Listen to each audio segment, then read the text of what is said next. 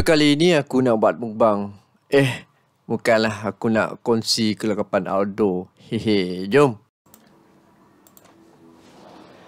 Assalamualaikum dan salam sejahtera. Bertemu kembali ke channel Fox Journey. Untuk pengetahuan semua, channel ini merupakan channel yang santai yang aku dapat kongsikan kepada kita orang semua. Untuk video kali ini aku nak kongsikan berkenaan dengan mukbang. Bang. Bukanlah, right. Video kali ini aku nak kongsikan tentang barang outdoor, iaitu Kembara Meal. Tada.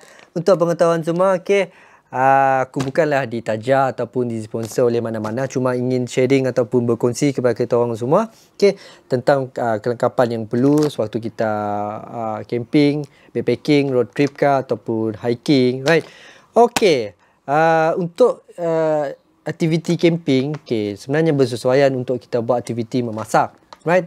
Tetapi sekiranya berlakunya emergency, right, contohnya kita terlupa bawa stove ketika kita camping, ataupun kita tidak mempunyai masa untuk menyediakan makanan, ataupun stove gas kita habis, and then ataupun kelengkapan kita tidak dalam keadaan yang tidak elok seperti aku terbakar.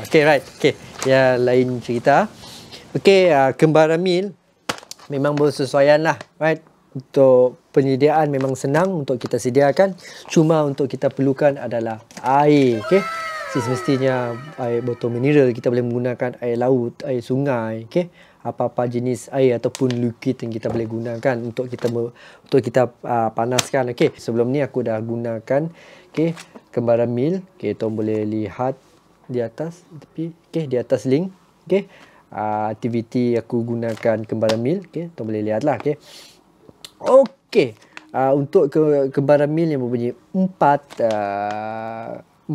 di tangan aku adalah nasi lemak chicken rendang. Dia mempunyai lem kuzi, beef, dan yang last sekali adalah ayam masak merah with tomato rice. Wow. Nama pun melazatkan. Kembara Meal merupakan produk lokal. So jangan bimbang lah, memang ada brand halal. Alright.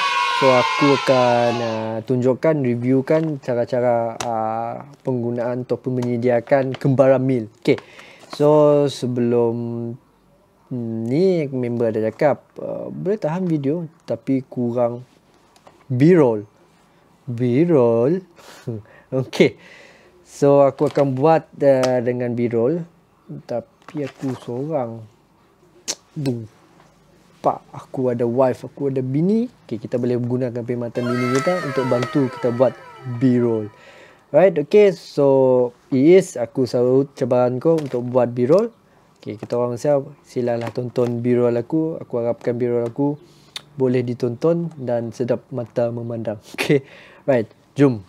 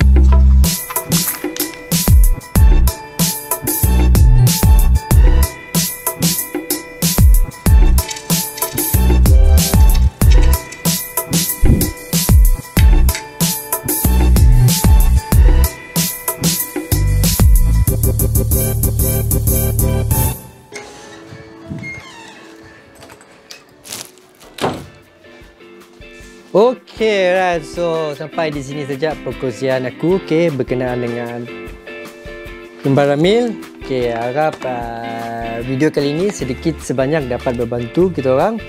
Okay, so sekiranya ada komen, boleh komen di bawah. Right, okay, jangan lupa untuk subscribe. Sampai di sini saja perkongsian aku. Okay, salam bertualang dan bye.